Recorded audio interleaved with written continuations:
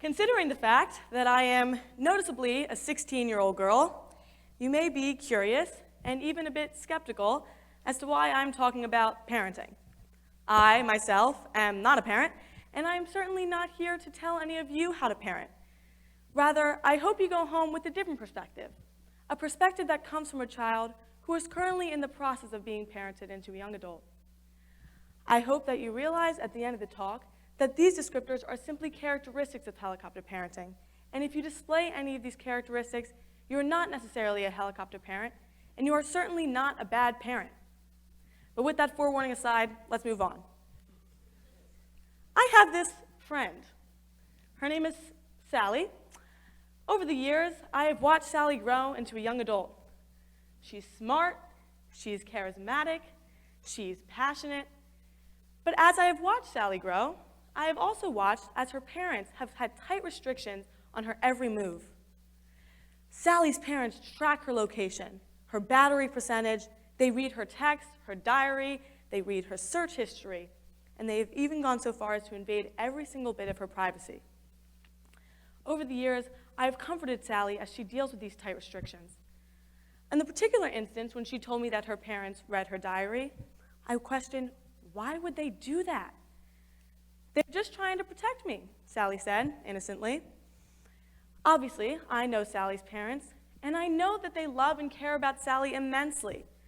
But there was still a pit in my stomach telling me that this type of parenting could not possibly be healthy or nor effective for Sally's growth and development. I became fascinated with this topic. In the beginning of the year, I was asked to conduct a research experiment on any topic that I chose. I took this as an opportunity to delve into the ideas of helicopter parenting. I was excited to research the instigators for this type of parenting, the positive and negative effects that it has on the children, and ultimately come to a conclusion as to whether or not this is an effective type of parenting. But my first order of business, what is the name of this phenomenon? And many of you can guess, it is helicopter parenting. Helicopter parenting, a term first coined by researchers Foster Klein and Jim Fay, describe parents who constantly hover over their child, strictly regulating his or her every move. Helicopter parents are ultimately doing the opposite of a parent's responsibility, to raise a young, independent adult who will survive and prosper into the outside world. But helicopter parenting wasn't always a prominent issue. Many of the members of the audience can speak on behalf of this better than I can, but in previous generations, children weren't raised with such tight restrictions on their every move. Rather, children were often found playing in the streets and wandering to the forest without a care in the world. Children weren't tracked and regulated like children were today. Rather, the only interruption from their playtime was a call home from mom at 6:30 saying, "Dinner's ready," and a farewell to their buddy saying, "Meet back here at 4 p.m. tomorrow." There was a time when parents and older generations were not tracked and monitored. So why is it that a generation that was raised with so much freedom is now raising their children with such tight restrictions on their every move? Well, to begin, it all started in 1983. Many of you might know the movie called Adam, which featured and dramatized the 1981 abduction and murder of young child Adam Walsh. This movie instigated the idea of the publication of young abductions everywhere. Soon, the faces of abducted children were glaring into the eyes of American citizens from the back of cereal cartons to the front of milk cartons. Additionally, in 1988, the TV show America's Most Wanted was featured, which publicized, aired, and dramatized the crimes and wrongdoings of American citizens. Soon, parents and children were sat glaring at the television with the dim lighting in their living room as crimes and abductions and murders and killings were aired, publicized, and dramatized on their living room TV.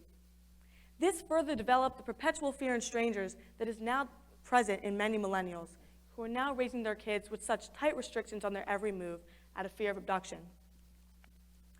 Additionally, organizations like No Child Left Behind, an act which, among other things, implemented the use of standardized tests in schools, increased the involvement of parents in their child's schoolwork.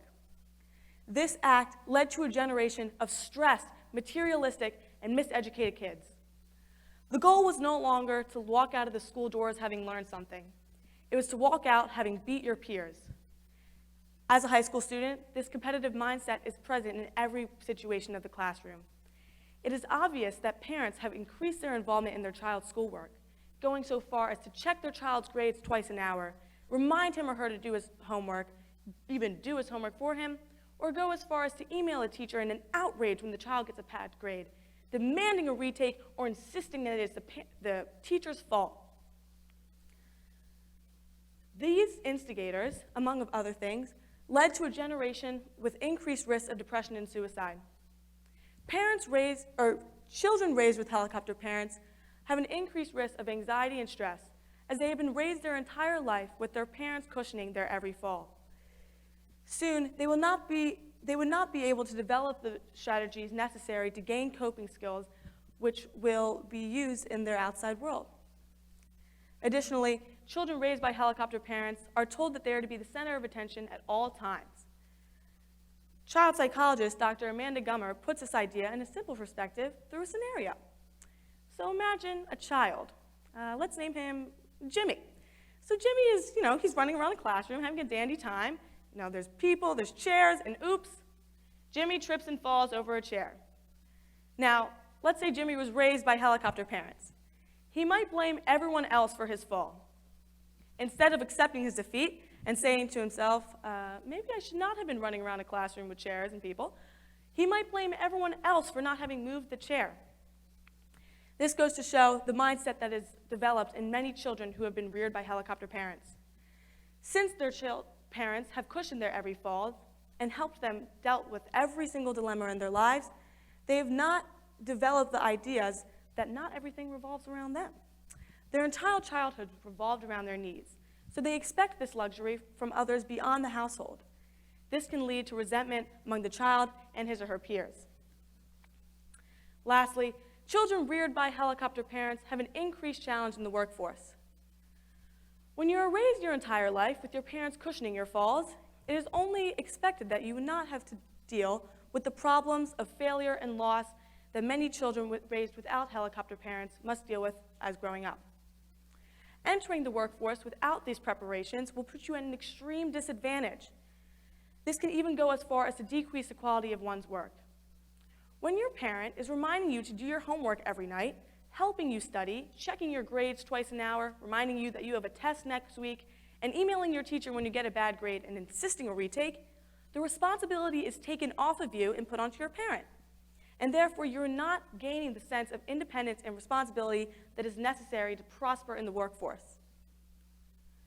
So, after all of that, what is the solution? Parenting is a constant work in progress. That no one has found the right way to parent, as there is no right way to parent. Rather, parents like helicopter parents, like Sally's parents, and like Jimmy's parents, can perhaps take the approach of teaching their child coping skills and strategies necessary to deal with the loss and failure of life's dilemmas. Life doesn't give out participation awards and stickers for trying. It is a journey with hardships and failures, and the only way to gain the strength necessary to deal with these problems is to gain the power to deal with them as a child and not be coddled by helicopter parents. Thank you.